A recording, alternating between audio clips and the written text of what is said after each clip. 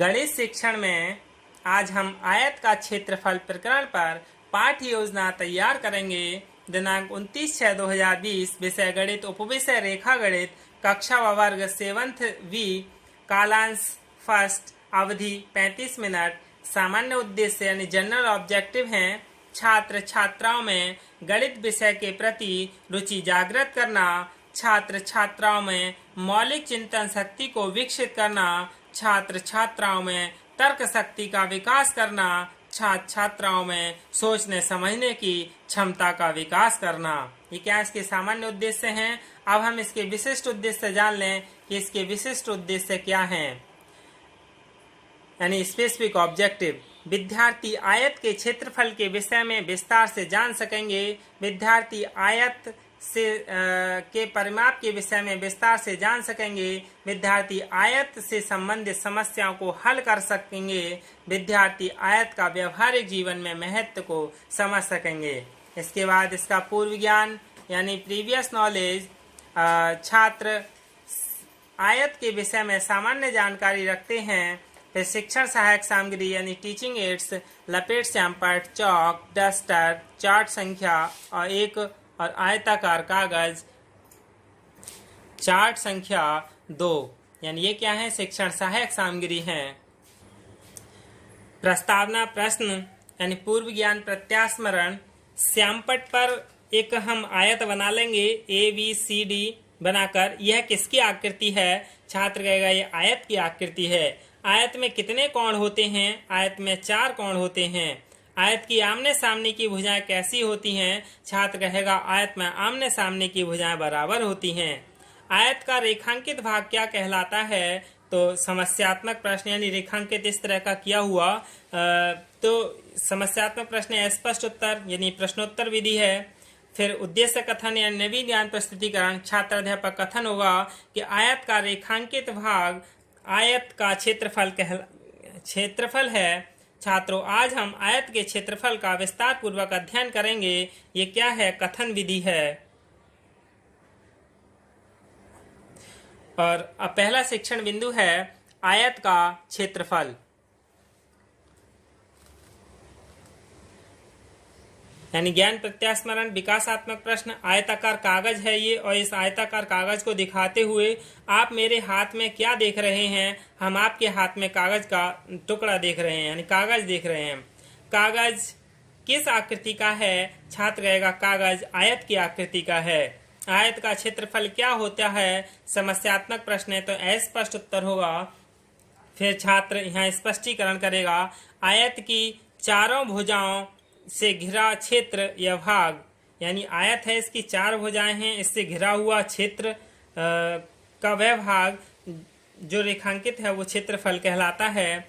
आयत का क्षेत्र आयत की लंबाई और आयत के गुणनफल के बराबर होता है, अर्थात आयत का क्षेत्रफल बराबर लंबाई गुणा चौड़ाई। यानी आयत की लंबाई, यदि आयत की लंबाई L और चौड़ाई V हो तो आयत का क्षेत्रफल बराबर LV। यानी जो आयत है इसकी लंबाई हमने मान लिया कि L और चौड़ाई क्या मान ली V, तो ये क्या कहलाएगा? आयत का क्षेत्रफल बराबर L गुणा V। व्याख्यान से प्रदर्शन विधि। पहला मूल्यांकन प्रश्न होगा, आयत के क्षेत्रफल का सूत्र बताइए। फिर है दूसरा शिक्षण बिंदु आयत का परिमाप। ज्ञान प्रत्यास्मरण, विकासात्मक प्रश्न। चार्ट दिखाते हुए, ये चार्ट है, इसे दिखाते हुए आयत में AB भुजा के सामने वाली भुजा क्या है? यानी जो AB भुजा है इसके सामने वाली भुजा क्या है? छात्र कहेगा आयत में AB भुजा के सामने भुजा CD है। आयत ABCD में AD भुजा के सामने वाली भुजा क्या है? यानी AD है, इसके सामने वाली भुजा क्या है? छात्र बता देगा आयत में AD भुजा के सामने वाली भुजा DC है। आयत की चारों भुजाओं AB, BC, CD और DA का, यानी ये जो 4 भुजाएं हैं, इन चारों भुजाओं का योग क्या कहलाता है? समस्यात्मक प्रश्न तो अस्पष्ट उत्तर होगा। फिर छात्र अध्यापक यहाँ स्पष्टीकरण करेगा कि आयत की चारों भुजाओं का योग आयत का परिमाप कहलाता है। आयत ABCD का परिमाप बराबर AB plus BC plus DC plus DA। यानी इन चारों भुजाओं को हमने क्या किया? जोड़ लिया। और AB क्या है? हमारी लंबाई है, और BC क्या है? हमारी चौड़ाई है, और DC ये लंबाई है, DA क्या है? चौड़ाई है। तो तो लंबाई को L और चौड़ाई को V से शो करा तो क्या आ गया 2L + 2V, यानी LL जोड़ा 2L, VV जोड़ा 2V।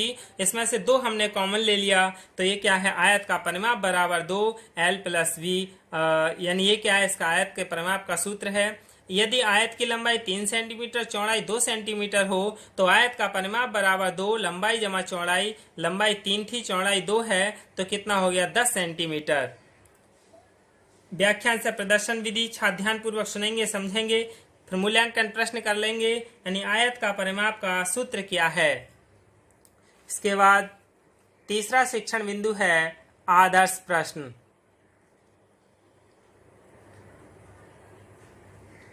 यानी ज्ञान प्रत्यास्मरण विकासात्मक प्रश्न चार्ट दिखाते हुए, यानी ये हमारा एक चार्ट है, इस चार्ट को दिखाते हुए आयत की लंबाई कितनी है, छात्र बता देगा। आयत की लंबाई 4 सेंटीमीटर है। आयत की चौड़ाई कितनी है, आयत की चौड़ाई कितनी है 3 सेंटीमीटर है। आयत का क्षेत्रफल कैसे ज्ञात किया जाएगा, समस्यात्मक प्रश्न है तो स्पष्ट उत्तर होगा।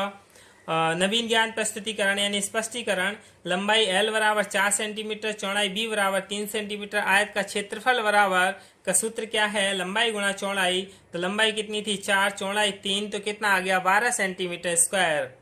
ये क्या है, आयत का क्षेत्रफल है। प्रश्नोत्तर से है विश्लेषण विधि, क्योंकि इसमें विश्लेषण करके हमने प्रश्नों को निकलवाया। और व्याख्यान से प्रदर्शन विधि, इसका मूल्यांकन प्रश्न कर लिया जाएगा फिर कि आयत की लंबाई 6 सेंटीमीटर तथा चौड़ाई 4 सेंटीमीटर है तो उसका क्षेत्रफल ज्ञात कीजिए। फिर संक्षिप्तीकरण यानी नवीन ज्ञान संश्लेषण। छात्रों, आज हमने आयत का क्षेत्रफल, आयत का परिमाप एवं आयत के उदाहरण को हल करना सीखा। श्यामपट्ट कार्य यानी नवीन ज्ञान स्थायीकरण, छात्राध्यापक द्वारा तीनों शिक्षण बिंदु यानी आयत का क्षेत्रफल, आयत का परिमाप और आदर्श प्रश्न, इन तीनों ही शिक्षण बिंदुओं को श्यामपट्ट पर अंकित करेगा।